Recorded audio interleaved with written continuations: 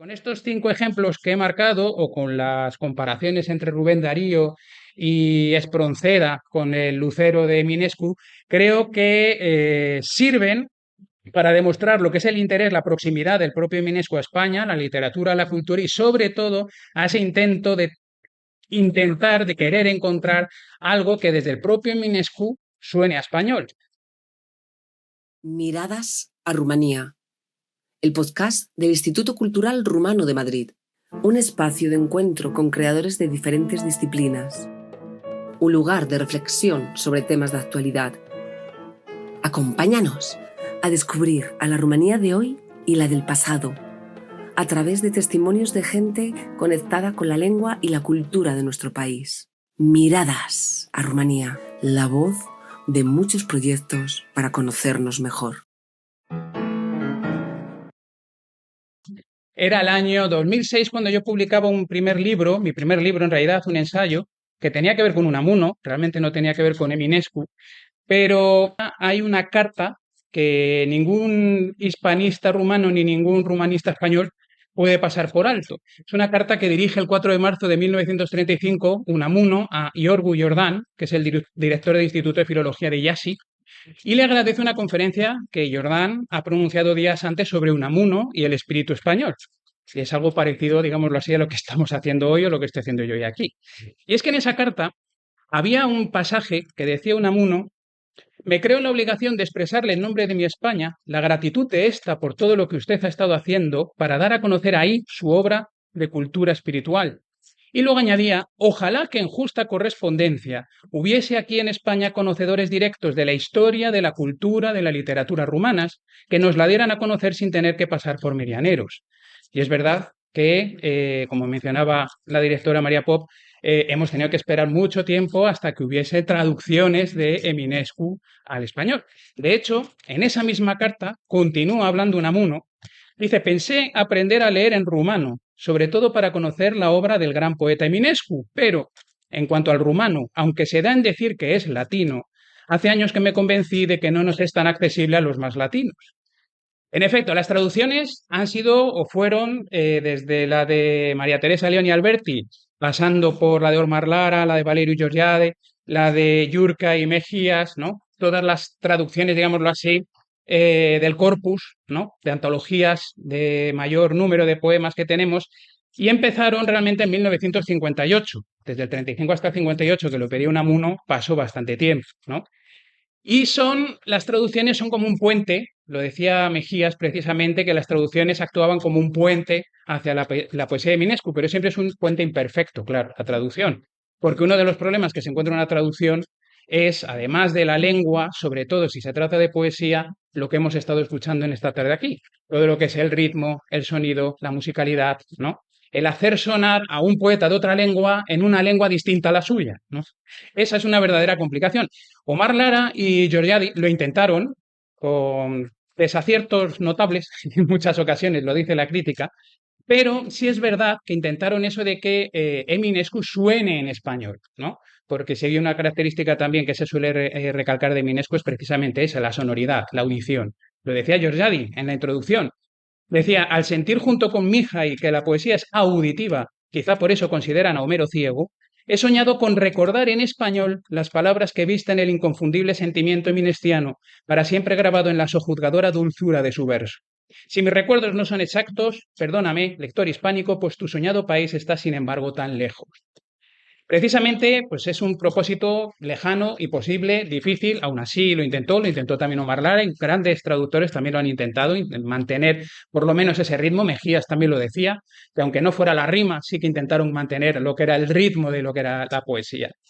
Lo hemos podido comprobar hoy. Hemos oído poemas en español, hemos podido oír poemas en rumano y no sonaban igual, evidentemente. Es una complicación este tipo de traducción. Entonces, este fue mi primer encuentro con Eminescu realmente, a través de las traducciones, a través de los textos de María Teresa León, de Alberti sobre todo, ¿no? Que decían, y esto me recordaban a Unamuno, ya iba todo trazándome hacia Eminescu, decían en la introducción a su traducción, a la traducción que realizaban en 1958 y ocho y que luego ampliaban en el 73 con Seix Barral, en Barcelona, decían: siempre es buena la ocasión de conocer a un poeta y de reparar el olvido que deja una laguna en nuestro conocimiento de un pueblo. Literalmente venían casi a reproducir el mismo deseo de Unamuno, de conocer a este poeta y por tanto a través de él conocer a todo el pueblo rumano, ¿no? Entre tanto intento de traducir a Eminescu, a mí se me empezó a ocurrir, digo, ¿no será que tengamos poetas nosotros españoles que sin haber traducido a Eminescu, sin tener traducciones de Eminescu, suenen ellos como sonaría Eminescu en rumano, pero en español es una especie de como de transliteración de lo que es el sonido? ¿No existirá esto? Y además también me pregunté otra cosa. ¿Y no se habrá interesado a lo mejor alguna vez Eminescu en lo que es la tradición literaria española? ¿No habrá intentado él mismo sonar en español, digámoslo así? Precisamente eso es de lo que vengo a hablarles hoy. Efectivamente, tenemos poetas, María Teresa León y Alberti aproximaban a Eminescu sobre todo a Becker, ¿no? A Gustavo Adolfo Becker, decían sobre todo pues, por la suavidad del sonido, ¿no? También por algunos datos biográficos, que en realidad no era una tesis que fuese original de ellos, ¿no? Era un hispanista que es Gino Lupi, ya lo afirmaba en 1941 y decía aquello de que precisamente Becker y Eminescu se aproximaban en el modo suave y elegante de abordar los temas de la naturaleza y del amor, y además también decía aquello del lirismo acendrado y puro en la interpretación de un mundo legendario y nacional. Es decir, ya es el hispanista en el 41 y María Teresa León y Rafael Alberti le sigue. Sin embargo, yo quise aproximarme más a las tesis de Dana Diaconu, porque ella lo aproximaba más a Espronceda, ¿no? Y de hecho lo aproximaba más tomando como emblema el Lucháfaro, tomando como emblema el Lucero, precisamente, que es el poema, digamos, emblema de toda la poesía rumana y de la poesía de Minesco. Y ella lo trazaba, lo comparaba con, utilizaba el símbolo del lucero también porque es un símbolo romántico donde los haya, y qué mejor para comparar dos poetas que ver cómo tratan el mismo motivo, ¿no? Y cómo lo tratan desde la misma tendencia romántica. Pues ahí lo buscaba Diacon. Y entonces lo comparaba el Luchafarul con el poema de A una estrella de Espronceda. Y luego, por otro lado, yo cuando leía el Lucero, a mí me iba sonando, sobre todo el principio y el hecho de una princesita y una estrella, me iba sonando mucho a un cuentecito modernista de Rubén Darío, que es el cuento que le cuenta a Margarita de Baile, y que se parece muchísimo también en muchas partes. Claro, el modernismo al fin y al cabo es hijo del romanticismo, ¿vale? Entonces, sí, trace esas dos comparaciones. En el caso de Espronceda, ya una estrella, lo primero que nos llama la atención es que los primeros versos de Espronceda parecen tener en cuenta ya el poema de Eminescu cuando Eminescu es posterior a Espronceda. Pero precisamente escribe Espronceda esto de: ¿quién eres tú, lucero misterioso, tímido, triste entre luceros mil, que cuando miro tu esplendor dudoso, turbado siento el corazón latir? ¿Es acaso tu luz recuerdo triste de otro antiguo perdido resplandor cuando engañado como yo creíste eterna tu ventura que pasó? Pareciera estar hablando precisamente con el lucero que ha sido traicionado por Catarín, ¿no? Pues esa primera era llamativo que el motivo era similar. Pero es que además, si vamos comparando los dos poemas, efectivamente, Lucero está inspirando a ambos poetas siempre ante una pérdida. En el caso de Espronceda es Teresa y en el caso de Eminescu siempre se ha sugerido que también es con Verónica la pérdida que se está sintiendo. Y utilizan los mismos tonos vitales, existenciales e incluso metafísicos en una parte del poema, ¿no? Mientras, por ejemplo, Eminescu, ¿no? Dice esto de no recuerdo, era la de Georgiadi, creo que he cogido. Ideales vanos forjan, más el viento los asola. Cuando la ola muere, atrás se alza otra ola. Su estrella anda al azar, de mala o buena suerte, mas tú, sin tiempo ni lugar, no sabes de la muerte. Del seno del eterno ayer, el hoy mortal asciende, pues si deja de arder. De nuevo, sol se enciende. Resurgen siempre, al parecer, la muerte atrás los pace. Pues muere el hombre a nacer y a la muerte nace. Que básicamente es un canto a la volubilidad, ¿no? De lo que es la vida y los cambios. Y Espronceda escribía: tantas dulces alegrías, tantos mágicos ensueños, ¿dónde fueron? Tan alegres fantasías, deleites tan halagüeños, ¿qué se hicieron? Huyeron con mi ilusión para nunca más tornar y pasaron, y solo en mi corazón recuerdos, llanto y pesar ahí dejaron. Es el parecido también con respecto al Lucero y tratar la temática de la volubilidad de la vida, de los cambios de la vida. Por otro lado, tanto Espronceda como Eminescu se identifican, porque Eminescu se desdobla, se identifican con el lucero a través de su luz. Y de hecho, en el momento de mayor enamoramiento y de mayor amor, se dice, ¿no?, que el lucero está más brillante, que es cuando está, pongámonos en la astrofísica, en su mayor periodo de elongación, ¿no?, que está con respecto de la Tierra en el mayor ángulo y por eso brilla más. Y sin embargo, en el momento en el que está triste es en el momento en el que el fulgor se pierde, se convierte en algo muy tenue. Y fijémonos que dice, nos dice precisamente Espronceda: ah, Lucero, tú perdiste también tu puro fulgor y lloraste, también como yo sufriste y el crudo arpón del dolor ay probaste, pero tú conmigo lloras, que eres ángel caído de dolor y piedad llorando imploras, y recuerdas tu perdido resplandor. Y si el lucero de Minescu terminaba, el final conocido, ¿no? En vuestro mundo terrenal, la suerte os impera mientras yo frío e inmortal me siento en mi esfera. Espronceda termina diciendo: yo indiferente sigo mi camino, a merced de los vientos y la mar, y entregado en los brazos del destino, ni me importa salvarme o zozobrar. En ambos, al final, precisamente, lo que termina destacando es la indiferencia respecto del mundo. Terminan destacando como la soledad del genio enamorado que se ha visto traicionado, vamos a decirlo así, ¿no? Uno se queda en su esfera, inmortal y frío, el otro sigue su camino indiferente. Uno es inmortal, el otro es mortal. Esa es la única diferencia que tenemos en uno y en otro, ¿no? Los dos desdeñan por el dolor y el desengaño el contacto con lo terreno. Uno es arrojado al universo inmortal y el otro queda en manos del mortal destino, que es lo que nos viene a decir, en manos de la muerte, básicamente. Por el lado de Rubén Darío, como decía, es que el Luchafarul de Minescu empieza literalmente con la fórmula de érase una vez como en un cuento, ¿no? Y el de Margarita de baile, de Rubén Darío, seguramente les suene cuando dice aquello de Margarita: está linda la mar y el viento lleva esencia sutil de azahar.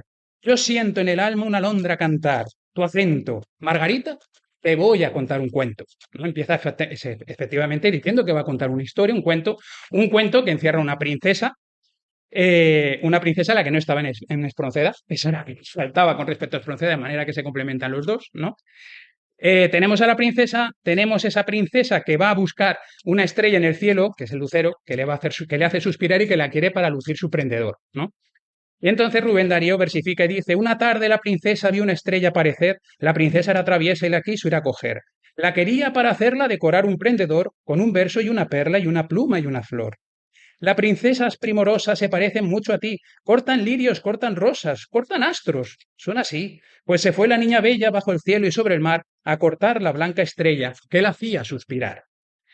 Y la princesa de Rubén Darío, curiosamente, Rubén Darío dice esto de que sale bajo el cielo y sobre el mar, que si recordamos el lucero, precisamente son el padre y la madre del lucero, lo dice Minescu: de mi esfera tu llamar a duras penas vuelo, mi madre es la profunda mar y padre el alto cielo, ¿no?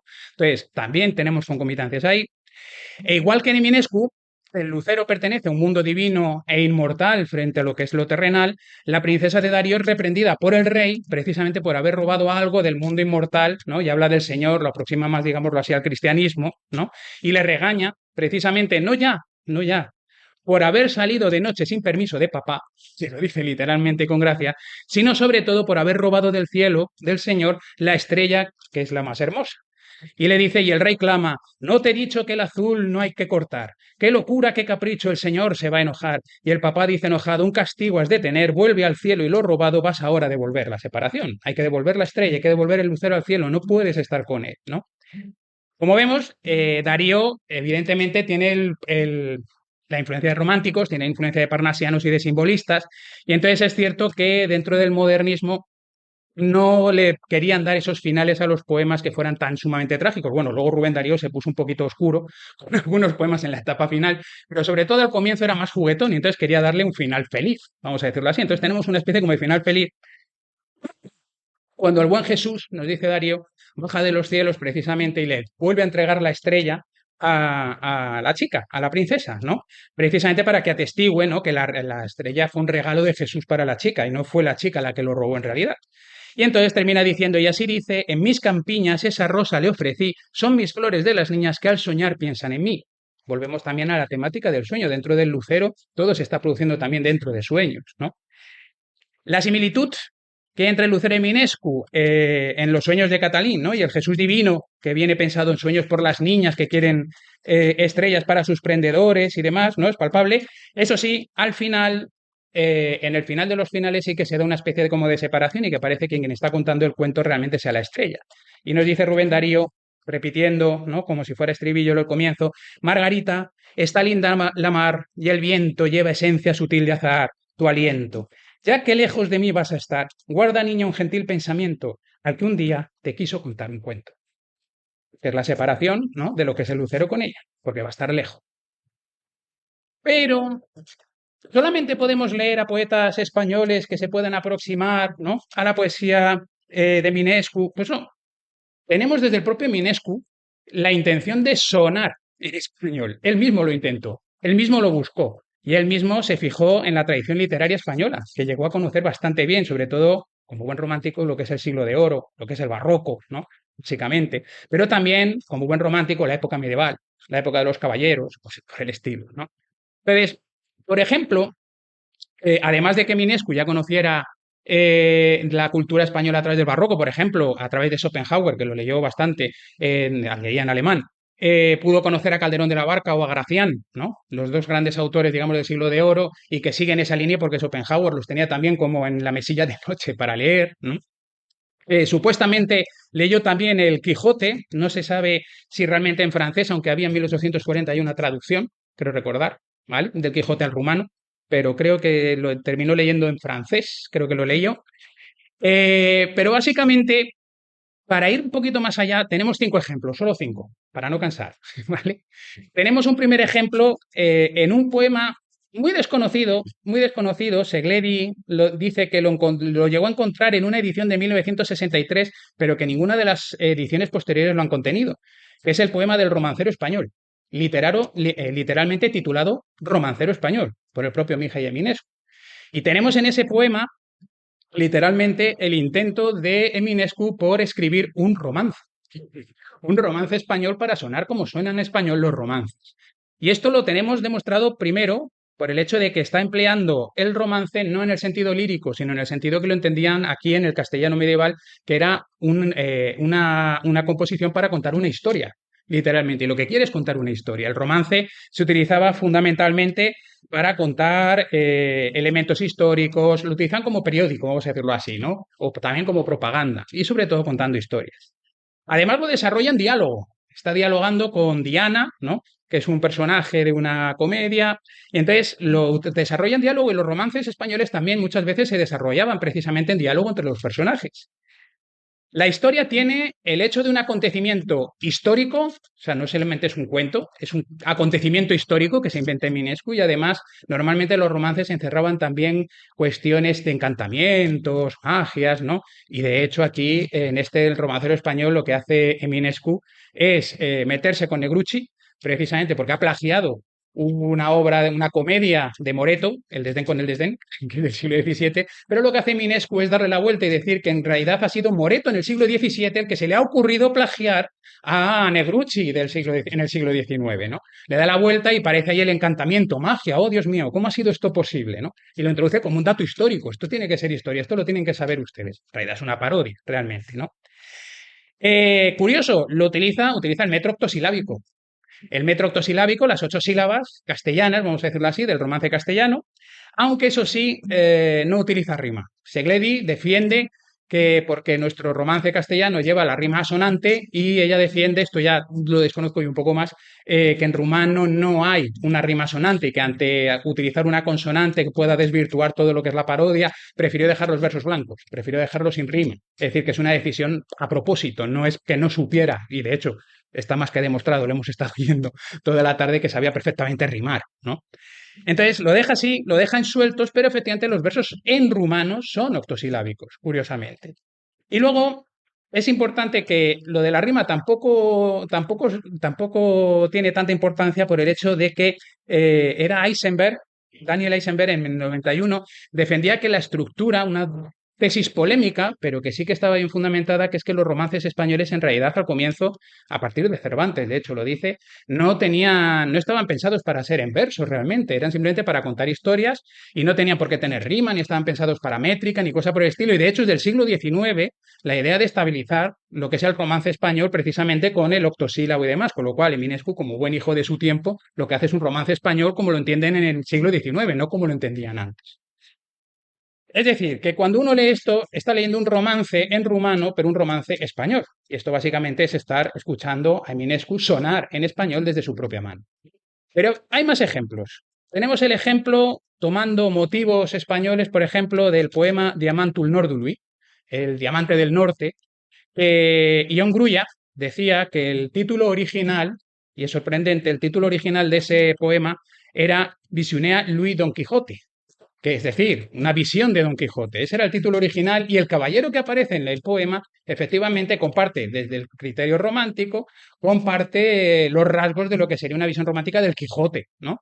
Tenemos efectivamente un caballero español que está enamorado de una dama que está encantada, como Dulcinea, tiene que lanzarse una aventura y sale galopando con el caballo para ir a por un diamante que está escondido en el mar y demás, se enfrenta a gigantes, se enfrenta de todo, ¿no?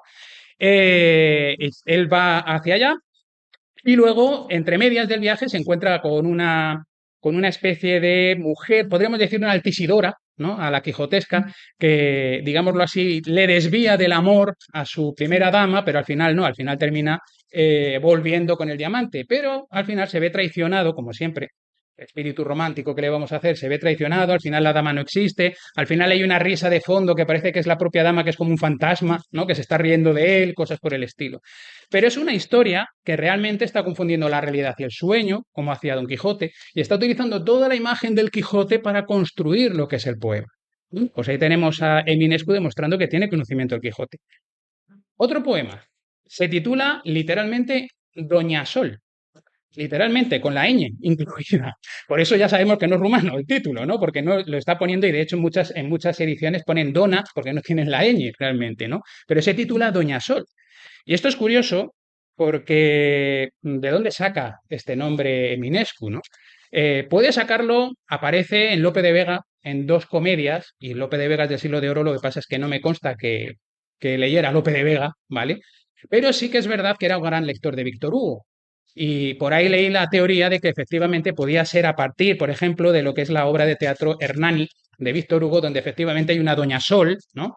Que es la protagonista, y que todo ello se desarrolla en España. Por parte de Víctor Hugo, de Francia, se desarrolla en España, se desarrolla en Aragón, se desarrolla en Zaragoza, ¿vale? Y es una historia de amor, en un triángulo amoroso entre un bandido, un rey, Doña Sol, que está entre medias, quién se la lleva, ¿no? Entonces toda la historia se desarrolla dentro de lo que es España, con lo cual tiene otra vez Eminescu dentro de una composición suya España en mente y delante. Cuarto ejemplo, ya quedan solo este y el último, ¿vale? Cuarto ejemplo, es un relato en prosa que yo desconocí durante largo tiempo, que se titula Los avatares del faraón Tla, ¿vale? Y esto lo descubrí en un artículo de Sergiu Pavlichenko, que decía, que contaba que ese relato precisamente nos iba desgranando todos los elementos españoles que tiene ese relato, porque es un relato que se desarrolla en Sevilla, para empezar. Se desarrolla en Sevilla con un mendigo que se llama Baltasar, ¿no? Y Eminescu va describiendo la ciudad de Sevilla, creo que nunca estuvo, pero la describe a partir de lo que conoce de la literatura española, ¿no? Y habla de el cielo con su oscuridad azul, el sol abrasador, el calor agobiante e insoportable que abrasa los adoquines, la arena y las paredes, las calles estrechas que estaban más desiertas, ¿no? Luego nos habla que es la calurosa pereza del día, es decir, que estamos probablemente hablando de un momento muy caluroso, de un momento de verano, y estamos hablando también de un momento en el que estamos ante la siesta, por eso habla de la calurosa pereza del día, ¿no?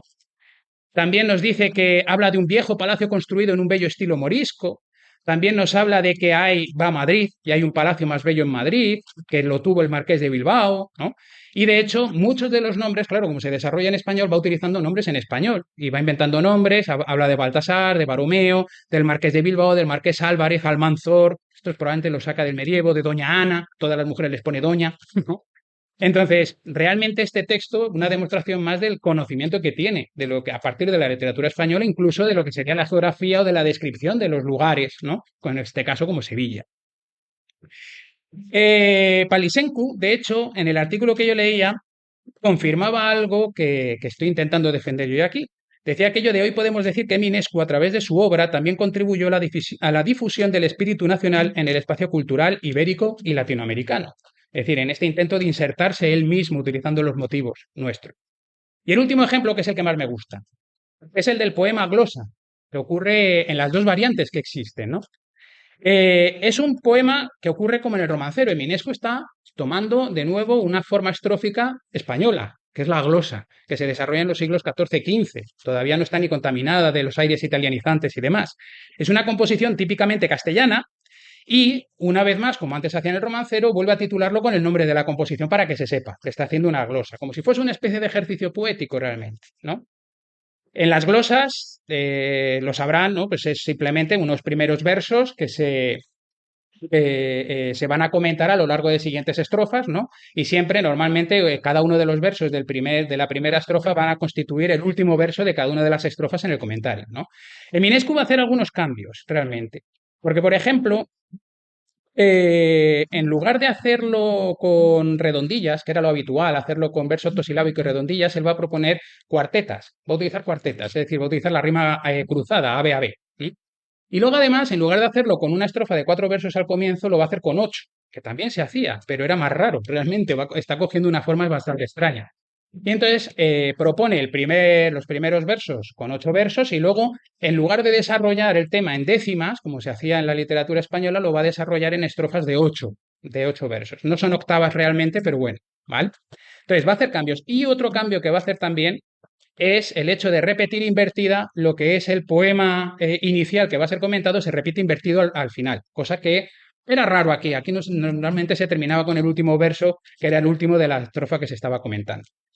Entonces, dentro de la glosa existen tres inspiraciones. La primera, evidente en la glosa, es el libro del Eclesiastés, ¿no? Perspesicius lo explicó. Efectivamente, con esto del tiempo pasa, todo queda, etcétera, ¿no? Es el inicio del Eclesiastés, es prácticamente como si fuera un comentario del Eclesiastés. Tenemos una segunda inspiración en Baltasar Gracián, porque cuando uno lee la glosa, lo que percibe es el tono aforístico que tiene el poema, el tono aforístico, las máximas morales que parecen conllevar, muy parecidas a las de Gracián, por ejemplo, en el Criticón, o muy parecidas también, sobre todo, al oráculo manual y arte de prudencia, por ejemplo. El aforismo 211 incluso pareciera resumir lo que es la glosa. Dice, alternanse las suertes, ni todo a ser de felicidad, ni toda adversidad. Vas empeñando nuestra vida como en comedia. Al fin viene el desenredarse. Atención, pues, al acabar bien. Parece incluso un resumen de lo que es la glosa de Minescu, este aforismo de Baltasar Gracián. Y la tercera, y aquí volvemos a traer a Cervantes, y esto lo he encontrado poco referido, ¿no? Lo encontré en la edición crítica que hacía Murarasu de Minescu, ¿no? De Antología de Minescu, y confirmaba su sospecha y la mía de que la glosa de Minescu realmente está partiendo de una glosa que escribe Cervantes, que la escribe en la parte 2 en el capítulo 18, y que de hecho hay una similitud no ya en que los dos escriban glosa, es decir, que los dos utilizan la misma forma compositiva, sino que los dos utilizan de hecho prácticamente la misma temática. Dice la de Cervantes, ¿no? Empieza diciendo, ¿no? La parte que va a glosar, dice, si mi fue tornase a es sin esperar más será, o viniese el tiempo ya de lo que será después. Ya estamos introduciendo el tema del tiempo. Al fin, como todo pasa, se pasó el bien que me dio fortuna, un tiempo no escasa. Y nunca me le volvió ni abundante ni por tasa. Siglos hay ya que me ves, fortuna, puesto a tus pies. Vuélveme a ser venturoso. ¿Qué será mi ser dichoso si mi fue tornase a es? No quiero otro gusto, gloria, otra palma, vencimiento, otro triunfo, otra victoria, sino volver al contento que es pesar en mi memoria. Si tú me vuelves allá, fortuna, templado está todo el rigor de mi fuego, y más si este vienes luego, sin esperar más será.